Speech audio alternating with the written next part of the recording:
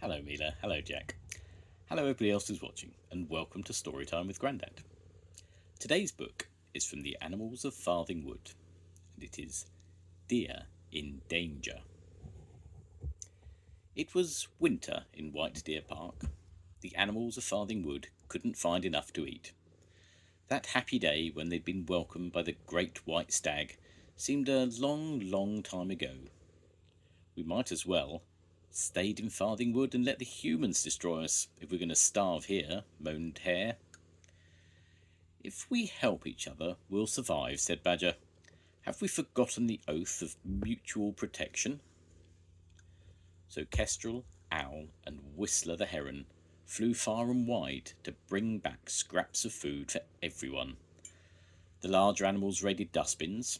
Fox even persuaded the stag to bring them some hay left by the park warden for the deer to eat. It was worth coming to the park after all, said Hare, munching on a carrot. And here humans will never bother us again, chipped in Mole. We're safe in the wildlife sanctuary as long as we can find food. Owl circled above the warden's cottage. As she saw the warden being taken away, he looked very ill. Some men were carrying him into a white van, and then they drove off. Owl flew to Fox and Badger as fast as she could with the news. Badger groaned.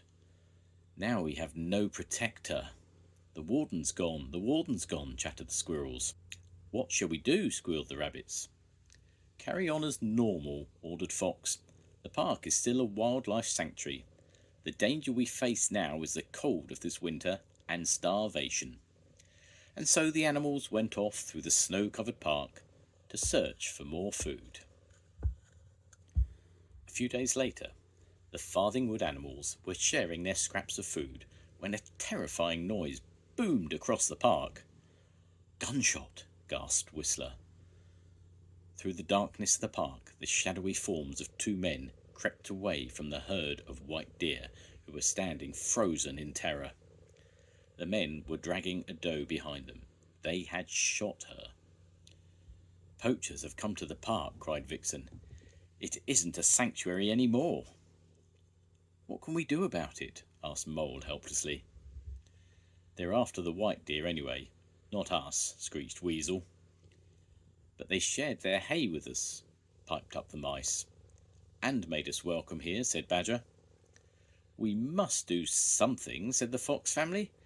Every one of us. We shall set up a watch to warn the herd if the poachers come back. Owl flew slowly round and round the park boundary. Kestrel and Whistler glided over the woods. Badger moved quietly along the edge of the great stone circle where the deer herd liked to gather. His eyes were trained on them, huddling nervously together. Fox and Vixen slipped through the long grass further away. Suddenly Vixen froze. Keep still, she hissed. A man's shadow loomed over them, and then it was gone. There's no time to lose, said Fox. I must warn Stag. Little did the poachers know, as they crept stealthily up to the herd, that Fox was also making his way toward the deer.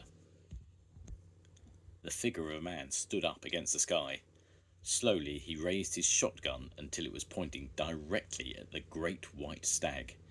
His finger was on the trigger, ready to shoot, when a fierce cry rang through the night. Fox, his call warned the deer as Stag bellowed. The deer herd galloped away.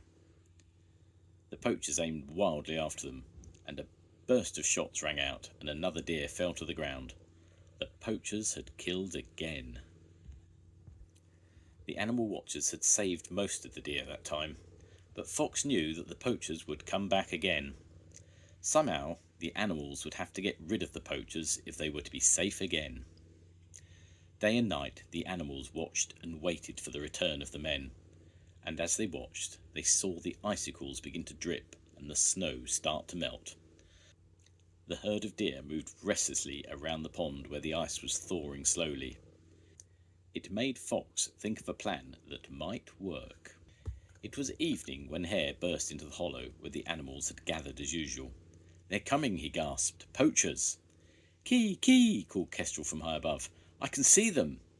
Owl flew as fast as she could to Fox's earth. "They're here, the poachers. No time to lose." Fox ran as fast as the wind, never stopping till he reached the stag and the deer waiting nervously by the pond. "The poachers are coming," he gasped. "I'll lead them away." Fox ran and ran and ran. Now he could see the poachers. Fox let out another scream. The men froze, then one muttered, "It's that fox. He scared the deer off last time." "Let's get him first then," suggested another voice. Fox's heart began to beat even faster. This was what he had been planning. He dashed out in front of the men. They fired wildly at him, but he was too quick for them. "After that fox!" The poachers ran noisily through the woods. Back at the pond, the herd could hear the shouts and crashes getting nearer. Then Fox streaked into the clearing, followed by the panting men. The men paused, seeing the deer. They raised their guns, but Fox ran in front of the herd. Fox ran through the deer and on to the ice of the pond. The men ran after him without a second thought. Fox reached the far bank just in time as a shot rang out. Just behind him there was a terrific cracking sound as the ice broke beneath the men. "Help! Help!" they shrieked as they fell into the icy water. Nobody came. But the poachers managed to drag themselves, wet and shivering, from the pond. Luckily for them, it was not deep. The animals watched happily as the men were beaten by Fox's cunning. But Vixen stayed quiet. Would the poachers return again and get their revenge on Fox? But the men didn't come back, and with spring on its way, Fox decided the animals could all find enough food for themselves. However, Kestrel and Whistler thought it would be a good joke not to pass on the message to Owl. "Why all this extra food for us?" Badger asked Owl one evening as she dropped a mouse by his set. "The oath, of course," said Owl, surprised. "But Fox ended the food pack ages ago," said Badger. "No one told me," hooted Owl angrily. "And if they can't be bothered, well, I won't be bothered with that oath any more." And she flew off, hurt and furious. As she flew over the park, Owl spied two human figures slipping in from outside. She decided not to report what she saw to Fox. "I'm obviously not taken notice of anyway," she thought bitterly. "Let them find out for themselves."